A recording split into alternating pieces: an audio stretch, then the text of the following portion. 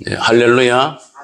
네, 오늘 말씀은 사가랴는 스가랴, 사가랴 두 이름이 자주 나오는데 하나님께서 기억하신다, 또 기억하신다. 기억의 뜻을 가지고 있습니다. 사가랴, 스가랴. 오늘 본문에는 이것이 이제 사가랴인데 이 제사장 사가랴를 통해서 하나님께서 그의 입술을 열어 노래한 것인데 사가랴의 이 베네딕투스라고 한 것은 오늘 말씀의 시작이 라틴어로 베네딕투스로 되어 있습니다. 베네딕투스는 축복을 받은 사람이다 이런 뜻이에요. 그래서 68절 본문에서는 번역을 찬송하리로다. 이 축복을 받은 그 은혜를 바로 응답적인 행위로 찬송하리로다 이렇게 번역을 해서 베네딕투스로 시작을 했습니다. 제사장 사가랴가 그 직무를 수행하는 과정에서 천사 가브리엘이 그에게 나타났지요. 그래서 그의 아내 엘리사벳이 아들을 낳아줄 것이고 이름을 요한이라고 하도록 하나님 일러주셨어요. 예수님 수태고지 이전에 바로 세례 요한의 수태고지가 이루어진 셈이죠. 그런데 그때 사가랴가 천사의 말을 잘 믿지 못하는 듯이 정말 어리둥절한 태도를 보였습니다. 왜냐하면 그 아내 엘리사벳이 성경 본문에 보면은 그 임신하지 못하는 아이를 갖지 못하는 그런 상태인데다가 나이도 많이 들었습니다. 그래서 아이를 원래 낳지를 못해서 자식이 없는 데다가 거기다가 세월이 흘러서 나이도 많게 된 거죠. 그런 상태에서 그 말을 들으니까 사가랴가 제사장이면서도 그 말씀을 바로 믿지를 못했어요. 그러자 천사가 그에게 징표를 주는데 이 징표는 입을 막아버린 것입니다. 입을 막아서 천사의 그 말이 요한의 그 탄생, 그 수태가 실제로 이루어지는 시간까지 말을 못하도록, 그러니까 잉태 기간이 10개월이잖아요. 10개월간을 말 못할 벙어리가 되도록 그 입을 막아버리신 것입니다. 그리고 이제 해산이 돼가지고 그 엘리사벳이 아들을 낳고 이웃과 친족이 다 와서 축하하면서 이름을 뭘로 짓느냐 할 때 친족이 뭐라고 그러냐면은 항상 인간적인 것과 영적인 게 마주쳐 있는데 인간적으로 그 아버지 이름을 따서 사가랴로 이름을 짓자. 이건 놀라운 일이에요. 그 아버지 이름을 똑같이 부르자? 정말 이상한 일이죠. 저희 집 아들도 제 이름 중에 한 글자를 따가지고 제 아내가 이름을 들어가게 했습니다만은 한 글자가 들어가는 게 아니라 사가랴로 이름을 짓자. 그러니까 그의 어머니가 아니다, 요한이라고 지어야 된다. 그러니까 사가랴가 답답해가지고, 왜냐하면 천사가 요한이라고 하도록 했지 않습니까? 근데 말을 못하잖아요. 그러니까 막 뭐라고 하다가 말을 못하니까 서판을 줬어요. 메모장을 주니까 거기다가 막 한 다음에 이름을 요한이라고 하도록 하니까 사람들이 다 놀랬다고, 기이 여겼다고 성경이 기록을 하고 있어요. 그러니까 놀라운 일이 벌어졌는데, 그래서 천사가 일러준 대로 그 아들을 낳고 이름을 요한이라고 이제 딱 정하게 되니까 입이 탁 열렸습니다. 그때부터 말을 할 수가 있었어요. 얼마 만에? 10개월 만에. 그렇습니다. 그래서 사가랴가 입이 열리자마자 뭘 했을까요? 답답해 혼났다. 나 죽는 줄 알았다. 이제서 입을 열어주시네요가 아니라 바로 베네딕투스, 하나님을 찬송하리로다. 할렐루야. 입이 열리자마자 주를 찬송했다고 하는 거예요. 그래서 오늘 본문은 바로 여러분 봉독한 이 말씀은 사가랴 입이 열리면서 이제 믿음으로 승복하면서 바로 첫 마디가 하나님께 영광 돌리는, 찬송을 올리는 그 메시지입니다. 이 베네딕투스에는 이 노래가 나오게 된 과정에는 여기서 보여주는 중요한 메시지가 있습니다. 첫 번째, 소망을 잃어버린 사람을 보여주고 있습니다. 10개월 동안에 입이 막혔어.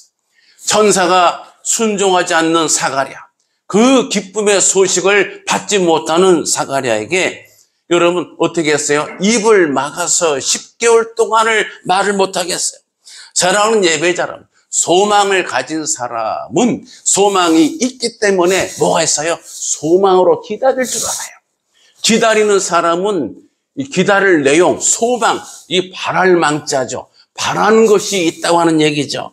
요즘 젊은 사람들이 제일 좋아하는 소식이 뭐냐면 택배 왔어요 라고 하는 거예요. 택배를 제일 좋아한대요.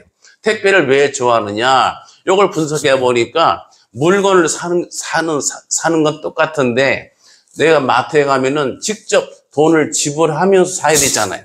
또는 이제 외상카드, 그런 신용카드로 결제하고 또 나가잖아요. 그런데 문제는 이 택배의 물건은 미리 선결제가 이루어져서 그 순간에는 집에서 편안히 앉아서 물건만 받으면 되잖아요. 그래서 택배를 기다리는 것이 제일 젊은 세대들이 선호하는 소식이라고 하는 겁니다. 사랑하는 예배자는 택배를 시키지 않았는데 택배를 기다릴 이유가 없겠죠.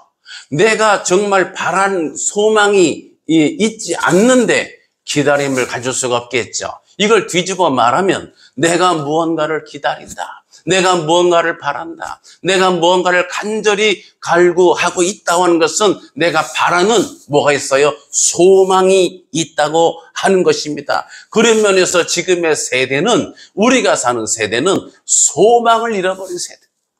여러분 아까 우리 집사님도 기도하셨지만 정치판에도 얼마나 불안정하고 경제적으로 힘들지만 이건 환경적인 것이고 우리의 내면적으로 지금 어려운 때잖아요.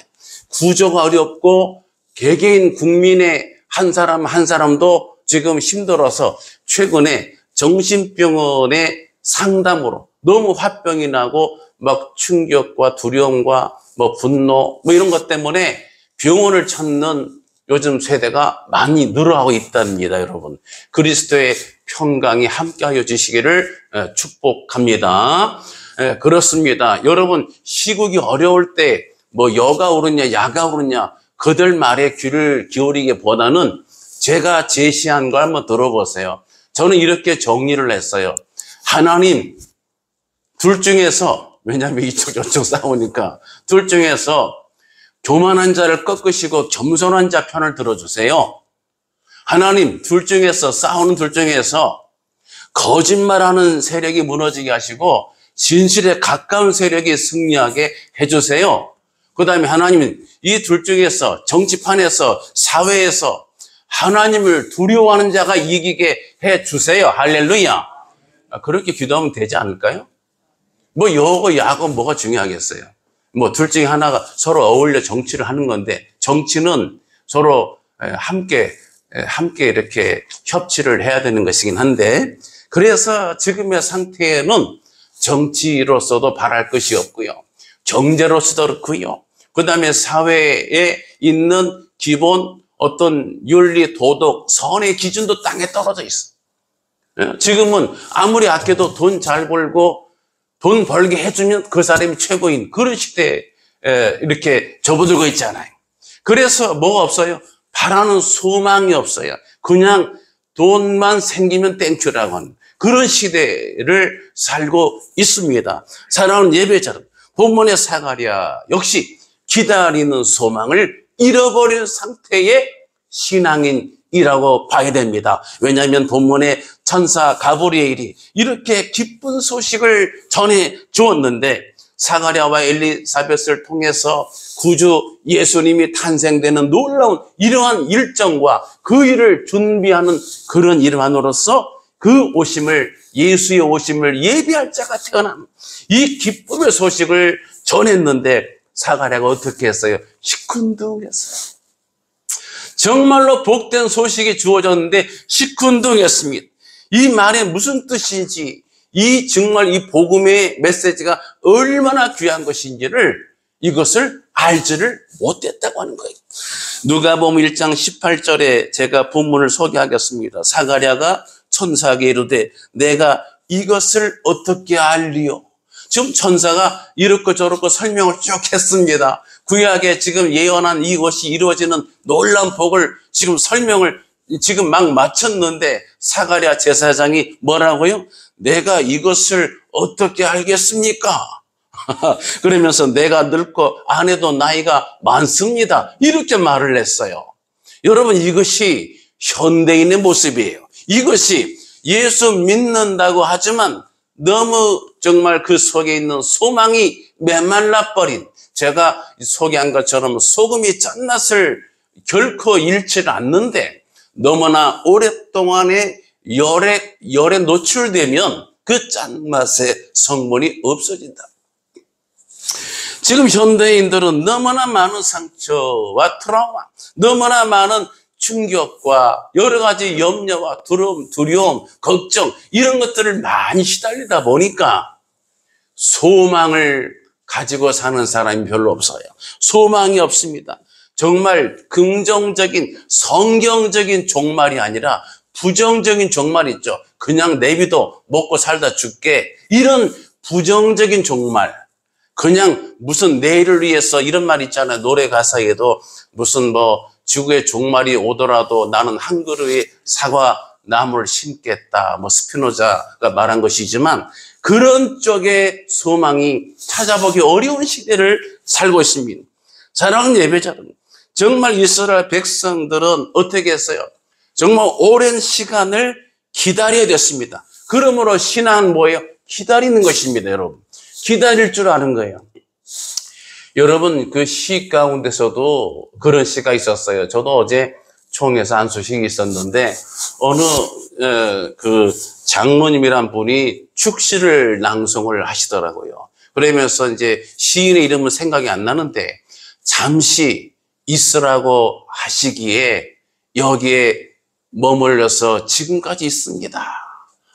잠시 있으라고 하신 말씀이 있었기에 나는 여기서 정말 부는 바람에도 요동하지 않고 이 자리를 지키고 있습니다 하는 그런 순종의 사역자의 그런 입장을 고백한 시를 낭송한 것을 은혜 가운데 들었습니다. 사랑하는 예배자 여러분, 정말 주가, 우리 하나님께서, 우리가 신뢰할 여호와께서 기다리라 하면은 기다려야 될 줄로 믿습니다. 사랑하는 예배자 여러분, 이렇게 신앙생활은 이렇게 기다릴 줄을 아는 거예요. 그런데 이스라엘 백성은 기다리지 못하고 사가랴도 기다림을 잃어버리고 소망을 잃어버린 바 되었다고 하는 거예요. 사랑하는 예배자 여러분, 이렇게 기쁨의 소식이 준비가 됐고 우리 가운데 올 때는 이것을 기뻐해야 될 줄로 믿습니다. 내일 모레 성탄절, 성탄 축하 예배 때는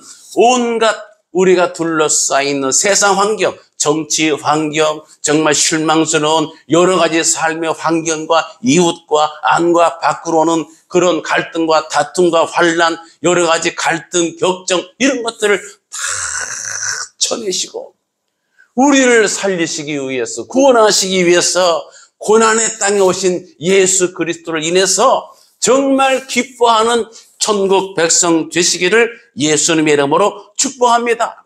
이런 놀라운 어마어마한 어메이징한 소식이 전달됐는데도 제사장이라고 하는 사가랴가 기쁨이 없어요. 시큰둥하고 그냥 어리둥절, 그냥 무미건조, 이런 상태에 있습니다. 그래서 천사가 어떻게 했어요? 사가랴의 입을 막아버렸습니다. 얼마 동안? 10개월 동안. 이건 무슨 뜻이에요? 하나님이 하시는 일 앞에서 나도 나이가 많고 늙었고 내 아내도 나이가 많습니다. 그런 인간적이고 육신에 속한 생각은 입을 다물라고 하는 겁니다. 그런 쪽은 입을 다물어라. 그런 쪽은 하나님의 나라에, 하나님 나라를 이 땅에 세워가는데 하나님의 구원 역사에 육신의 생각과 세속적인 판단, 이런 것들은 다 의미가 없는 것이고 필요하지 않다는 것입니다. 그래서 입을 닫아 버리신 것입니다. 사랑하는 예배자 여러분, 우리 하나님 앞에 이런 소식이 전달되는 과정을 봤을 때 첫 번째 메시지는 이 땅에 있는 많은 백성들이 사가랴와 같이 생각보다 많은 백성들이 소망을 잃어버렸거나 또는 잊어버린 채 살고 있다고 하는 것입니다. 두 번째는 영적으로 지쳐있는 사람들이, 사랑하는 예배자, 사가랴를 포함한 많은 이스라엘 백성들이 기다림을 잃어버리는데 그 이유가 뭐예요? 너무나 많은 시간 오랫동안 기다렸기 때문에, 지쳐버렸기 때문에. 여러분, 기다리는 것도 필요한데 너무 오래 기다리면 안 되잖아요. 어떤 남녀가 데이트하는데 남자가 이제 약간 학교 선배 이제 그 오빠랑 데이트하는데 매년 늦게 오는 거 1시간씩. 그러니까 이 여자가 이제 너무 화가 나가지고 남자친구한테 왜 늦게 오냐면, 그래서 막 그렇게 오히려 뻔뻔하게 하니까 이 여자가 너무 자존심 상했어. 그래가지고 이제 그 여자가 다음 달 복수하려고 더 늦게 온 거예요. 1시간보다 더 늦게, 1시간 20분 늦게 왔어. 그래가지고 남자가 이제 와가지고 왜 늦게 왔어? 그러는 거 뻔뻔하게. 그 여자가 이제 그래서 해야 되는데 생각이 안 나가지고 어떻게 했다고요? 갑자기 말 못해서 하물며 뭐 이렇게 말 못했다는 얘기했어요. 여러분, 기다리는 게 쉬운 게 아니에요. 우리가 차를 탈 때도 제 시간이 안 오면 얼마나 답답하고 불편하십니까? 여러분, 제가 기억할 때 옛날에도 그 노래 가운데 커피 한 잔 시켜놓고 기다린다는 노래, 유명한 노래가 있어요. 뭐 엽차 한 잔 시켜놓고 있는데 오질 않아. 1분 있으면 나는 가요. 제가 어릴 때 이 노래 들었는데 그 기다리는 사람이 누구인지 저는 작사가 환경도 모르지만 괜히 제가 안타까운 거 있죠. 1분 있으면 나는 가요. 1분 있으면 간다는데 좀 빨리 오지. 저도 그런 생각을 했던 기억이 납니다. 어쨌든 그 노래는 기다리는 게 정말 애탄다고 하는 것을 노래 가사로 해서 이렇게 방송을 탔던 기억이 납니다. 사랑하는 예배자는 그런데 성경은 기다리라고 말합니다. 우리 하나님은 자기 주의 백성들에게 기다리는 신앙을 우리 가운데 원하시고 계시다고 하는 거예요. 신앙은, 믿음은 그러므로 기다림입니다. 창세기 12장에 보면 하나님께서 아브라함을 부르시는데 75세에 부르셔서 무슨 약속을 줘요? 너로 내 민족을 이루게 하시겠다. 자식이 없는데 민족을 이루게 하면 뭐예요? 자식을 주시는데 정말로 자식을 이런 해변의 모래알같이, 이 밤하늘의 뭇별과 같이 번성케 해주시겠다. 지금 자식이 있어요, 없어요? 하나도 없는데. 그래서 자식을 주시겠다 하시니까 얼마나 감사한 일이. 그러고 나서 자식을 주실 때까지는 얼마나 시간이 걸렸어요. 100세나 돼서 그 응답이 이루어졌다 이 말이에요.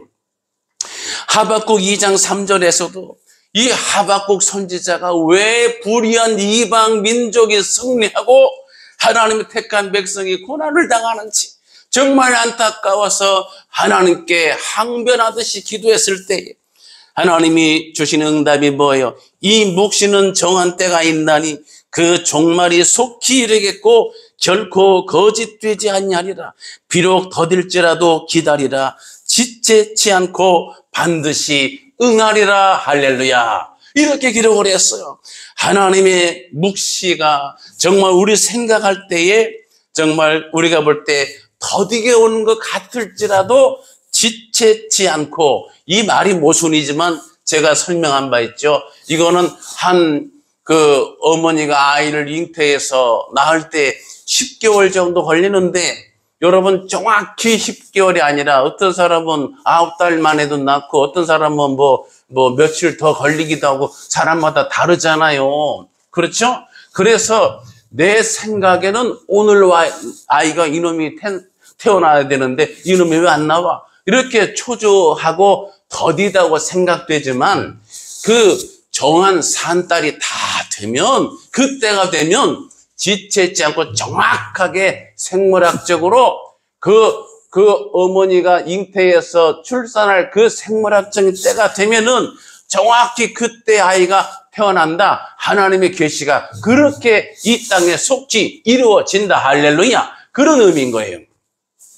그래서 사람은 내 생각에는, 여러분 그런 생각이 있잖아요. 내 생각에는, 나만 장군도 내 생각에는 이 문둥병을 고쳐야 되는데, 여러분 내 생각에는 이 엘리야가 영접을 나와서 나를 어떻게 해야지? 내 생각에는, 그러나 기독교 신앙은 미안하지만 내 생각대로가 아닙니다. 내 생각으로는 더디어 보이지만 하나님의 때는, 때가 참에 때가 이름에 때가 되어 성경이 이런 문장을 우리 가운데 기록으로 남긴 것을 기억해야 돼요. 하나님의 때는 정확하게 하나님이 정하신 그 타임에 정확하게 이루시게 되는 줄 믿으시기 바랍니다. 그렇습니다. 이사야 9장 6절 7절에 메시아 탄생이 나오죠. 한 아기가 우리에게 낳고 한 아들을 우리에게 주신 바 되었는데 그의 어깨는 정사를 메었고 그 이름은 기묘자라 쭉 설명이 되어 있잖아요. 그런데 이 말씀이 이루어지기까지 이사야 때에 주어진 말씀인데 이것이 실제로 실현된 게 언제예요? 이사야가 활동하던 때를 기억하게 되면 이 중간기 400년을 포함을 해서 즉 이사야가 740년대 그때 활동하던 선지자 아니겠습니까? 그러니까 700년 넘어서 BC 740이면 Before Christ, 예수 그리스도가 이 땅에 나신 것이 BC AD 기준 아니겠습니까? 여러분 안 믿는 사람도 전부 다 예수님 탄생을 기준으로 해서 BC냐 AD냐를 나누고 있어요. 그래서 BC 740년경이면 예수님 그 탄생 740년 전, 즉 이사야가 바로 이렇게 한 아기가 우리에게 낳고 이 기묘자, 묘사, 모사, 전능하신 하나님이 육을 입고 오시는 이 놀라운 구주 탄생 예고를 받았는데 얼마 만에 이루어졌다고요? 700년이 넘어서 이루어졌다 말이에요. 700년을 기다려야 된 거예요. 사랑하는 예배자 여러분, 이렇게 700년을 기다려야 되고 아브라함 때에 아까 제가 아브라함을 소개했는데 아브라함으로 하여금 민족을 이루고 하나님의 선민을 세우시고 하나님 나라 건설에 그런 이제 하나의 모델 하우스를 세우시겠다고 하셨는데 그 아브라함을 통해서부터 주신 구원사 약속을 기준으로 따지게 되면 2000년 가까운 세월이 지나서 이렇게 구주 예수가 이 땅에 탄생하게 된 것을 믿으시기 바랍니다.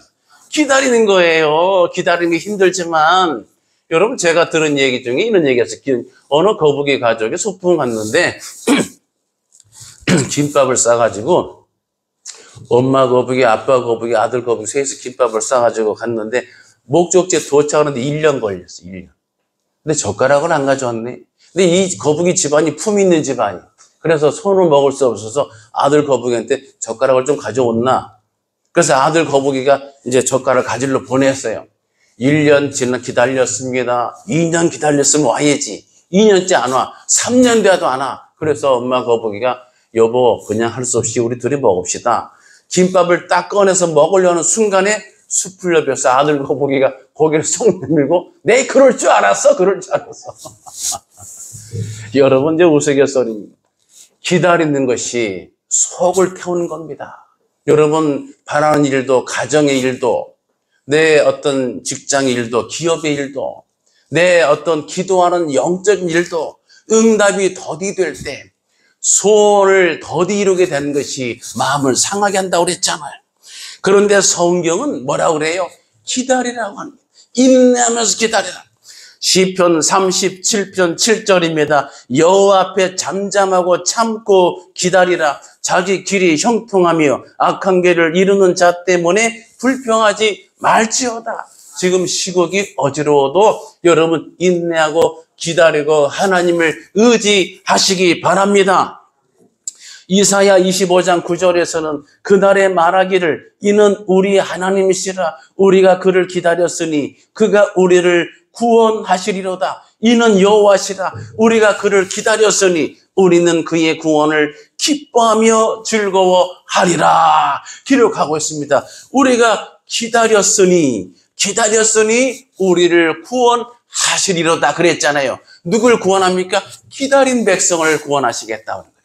기다릴 줄 아는 신앙, 잠잠히 참고 기다리는 주의 백성 되시기를 축복합니다. 그 다음에 오늘 본문의 메시지는 세 번째, 그러므로 세 번째 주는 교훈은 예수님을 기다릴 줄 아는 사람을 보여주고 있습니다. 성경은 우리의 소망을 이 땅에 두라고 하신 적이 없어요. 이 땅은 이것은 다 지나가고 마는 것입니다. 그리고 우리의 소망은 오직 예수 그리스도께 두라고 성경은 가르치고 있어요. 예수 그리스도께 소망을 두는 자는 예수님이 아예 내 삶의 주인으로 모시는 걸 말하고 있어요. 주님이 통치하시는 겁니다. 내가 판단하고 내가 걱정하고 내가 속을 끓이고 이런 거 말고 내가 죽든지 살든지 내가 오르막길 가든지 내리막길 가든지 내가 정말 형통함이 있든지 내가 아주 비천함이 있든지 어떤 사정과 형편이 있든지 간에 내 삶의 주인은 오직 주 예수 그리스도, 여러분 솔루스 크리스토스, 오직 예수의 정신을 가지고 사는 그런 백성을 말하고 있어요. 사랑하는 예배자 여러분, 예수님을 기다리는 이유는 그저 예수님이 어떻게 생기셨나 이걸 보려는 게 아니잖아요. 왜냐? 성경은 우리가 생각하는 것처럼 인간적인 기대에 충족하는 것으로 기록된 책이 아니에요. 하나님의 구원 계시거든요. 그러니까 인간적인 것은 생략되어 있습니다. 예수님이 어떻게 생기셨고 뭐 키가 몇이고 예수님 체중이 몇이고 이런 거 기록하지 않아요. 인간적인 거를 중요하게 보지는 않아요. 그런데 저도 어떤 이제 목회자 모임 가면은 목사님 중에서도 만나면은 이제 저 목사님이 나이가 몇인지 고향은 어딘지 이런 걸 자꾸 물어보시는 분 계셔요. 전 그래서 고향 안 묻기 운동, 나이 안 묻기 운동 뭐 그런 거 잘 물어보지 마세요. 저는 오히려 그렇게 답을 하기도 합니다. 사랑하는 예배자는 예수님을 기다리는 이유는 우리가 기도하는 이 뜻이 하늘에서 이루어진 것 같이 땅에서도 이루어지는 역사를 위해서 우리가 그날을 보기 위해서 기다린 거 아니에요. 주의 오심이 우리의 모든 고난이 다 이제는 이제 끝쳐지고 새 하늘과 새 땅이 우리 가운데 오는 놀라운 소망이 이루어지는 거 아니겠습니까? 여러분 사랑하는 예배자 여러분, 우리 주님을 기다리는 이유는 이제 하나님이 예비하신 주의 긍휼이 우리 가운데 이제는 온전하게, 즉 여러분 그 일출 때 보면은 새벽 지나면은 여러분 새벽에 이제 나가신 분 아시잖아요. 이렇게 산능성에 이렇게 하늘이 밝아오잖아요. 저도 금요일 날 마산 창원에 안수식이 있어서 갔다 오는데 새벽 5시 이제 총회에서 5시 이제 반 정도 출발했습니다. 가는데 아직 어둡고 이렇게 고속도로 가고 있는데 산능성이에 이렇게 이제 새벽 미명이 어슴푸레 밝아오는 그 실루엣을 보면서 갔던 기억이 나요. 여러분 그렇습니다. 이렇게 하루해가 밝아올 때도 확 밝아오지 않고 빛이 조금씩 어슴푸레하게 비춰가지고 점점 이것이 충만해서 환해지잖아요. 이것처럼 하나님의 긍휼이 우리 주님의 오심을 통해서 이렇게 조금 비춰줬던 긍휼, 하나님의 은혜가 이제는 완전하게 이루어지는 그날이 되는 거예요. 그래서 성경에는 누가복음 1장 78절에 긍휼로 소개되어 있는데 이 한국의 성경의 긍휼이 원래 원문의 뜻으로 들어가게 되면 부드러운 긍휼, tender mercy, 영어로 말하면. 근데 tender mercy가 부드럽다는 게 그냥 만져볼 때 말랑말랑하다는 게 아니라 이게 어떤 내면적인 뜻과 연결되어 있는데 뭐냐면 이게 내장, 장기, 허파, 간 이런 쪽으로 연결된 단어예요. 그러니까 하나님의 부드러운 tender mercy는 그냥 어떤 형체가 부드럽다는 뜻이 아니라 내 속에 있는 애간장. 그러면 합하면 애간장. 많이 들어봤죠? 애간장 녹인다 이런 말 들어봤죠? 애가 타고 속이 타고 뭐겠어요? 애 끓는 심정으로 마치 바로 부모가 자식을 걱정하는 것처럼 애 끓는 심정으로 mercy, 긍휼을 베풀어 주신다고 하는 그런 뜻이에요. 사랑하는 예배자 여러분, 하나님이 우리를 사랑하시는 것이, 하나님이 여러분들을 염려하시는 것이, 하나님이 여러분들을 사랑하시고 구원으로 완성시키기 위해서 애쓰시는 하나님의 열심이, 오늘 본문에도 하나님의 열심히 이루신다고 돼 있잖아요. 끝에 보면은 이런 하나님의 열심은 어느 열심이냐면은 그저 겉으로 있는 바쁜 척, 막 분주한 척 하는 게 아니라 속에서 부모적인 심정으로 애가 타고 속이 타고 애 끓는 심정으로 우리 자식을 살고자 하는 그 구원의 열심이 애가 끓는 만큼의 그런 텐더 머시로 바로 저와 여러분들을 바라보고 계시다고 하는 거예요. 이 일을 위해서 이렇게 예수님께서 사가랴에게 수태고지를 주셨고 나중에 그 다음에 바로 마리아에게 바로 예수님 탄생 수태고지를 주신 겁니다. 사랑하는 예배자는 세계 제2차 대전 때 전쟁포로 갇혀있던 독일 쾰른 지방의 그 건물의 지하실 벽에 그 포로가 쓰여진 글귀 메모가 남겨져 있는데 내용이 이렇습니다. 태양이 구름에 가려 햇빛을 볼 수 없을 때에도 나는 태양이 있음을 믿습니다. 비록 내가 홀로 고독하게 살고 있을지라도 하나님의 사랑을 믿습니다. 지금 포로로 지금 살고 있는 고독한 때에 기록한 거예요. 비록 하나님이 침묵하고 계시더라도 나는 하나님을 굳게 믿습니다. 이렇게 고백을 했습니다. 사랑하는 예배자, 우리가 사는 세상이 또는 환경이 아니라 내가 나만 처하고 있는 내 환경이, 내 심리적, 내 영적, 내 존재론적 내 환경이 비록 이 포로와 같이 어둡고 캄캄한 지하 골방에 갇혀있는 그런 감옥과 같은 상태에 놓여 있다 할지라도 여러분, 하나님은 여전히 존재하고 계시고 하나님은 우리를 여전히 기억하고 계시고 하나님은 어떤 사랑으로 텐더머스, 정말 애가 끓는 듯한 그런 간절하고 부드러운 사랑으로 우리가 잘 되기를 바라시고 우리가 구원에 이르기를 원하시는 줄 믿으시기 바랍니다. 사랑하는 예배자 여러분, 누가복음 1장 79절에 보면은 이렇게 기록되어 있죠. 그 주의 백성에게 그 죄의 사함으로 말미암는 구원을 알게 하리니 이는 우리 하나님의 긍휼로 인함이라 돼 있어요. 이로써 돋는 해가 위로부터 우리에게 임하여 어둠과 죽음의 그늘에 앉은 자에게 비치고 우리의 발을 평강의 길로 인도하시리로다 그랬는데 여기서 보면 이로써 돋는 해는 해가 돋는다는 것은 이 지면 땅에서부터 오는 것을 우리가 보게 되는 거거든요. 그래서 성경에 뭐라고 되어 있냐면 돋는 해가 위로부터 우리에게 임한다고 그랬습니다. 여러분 잘 이게 중요한 오늘 설교의 이제 마무리 부분이에요. 여러분 돋는 해가 치료하시는 광선이 하나님의 구원의 해가 떠오르는데 이 돋는 해가 밑에서가 아니라 위에서부터 우리 가운데 임하여서 어둠과 죽음의 그늘에 앉은 자에게 비춰서 우리 발을 평강의 길로 인도하시겠다는 겁니다. 하나님의 구원 역사는 이 땅이 아니고 정치 현장도 아니고 이 땅에 세상, 땅, 육신, 사람이 있지 않고 위로부터 즉 하나님으로부터 주어지게 되는 줄 믿으시기 바랍니다. 이 구원의 역사가 우리 가운데 임하여지기를 예수님의 이름으로 축복합니다. 오늘 본문의 사가랴 베네딕투스 사가랴의 찬송은 이것을 노래하고 있습니다. 이 말씀을 마음에 새기셔서 위로부터 옆에가 아니라 밑에가 아니라 사람이 아니라 이 세상이 아니라 어떤 뉴스판이 아니라 하늘에서부터 정말 초월해서 오시는 임하여지는 이 놀라운 은혜의 평강의 긍휼의 빛을 받아 누리시는 복된 성도님과 가정들 되시기를 예수님의 이름으로 축복합니다. 기도하겠습니다.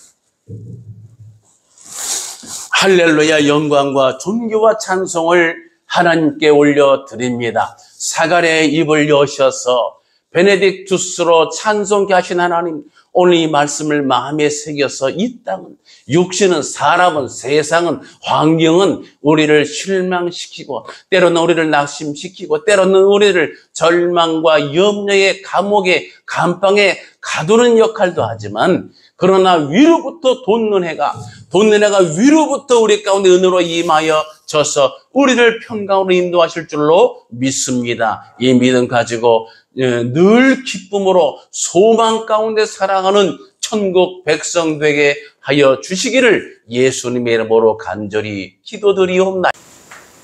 주 예수 그리스도의 귀하신 은혜와 하나님 아버지의 크고 망극하옵신 사랑과 성령님의 감동, 감화, 인도, 교제, 충만 역사하심이 오늘 함께 예배하는 모든 예배자들 머리 위에와 가정 위에와 자녀들의 진로와 비전 위에와 또한 일터 직장 위에 관계된 모든 일들 위에 그리고 나라와 민족 위에 함께 있을지어다. 아멘.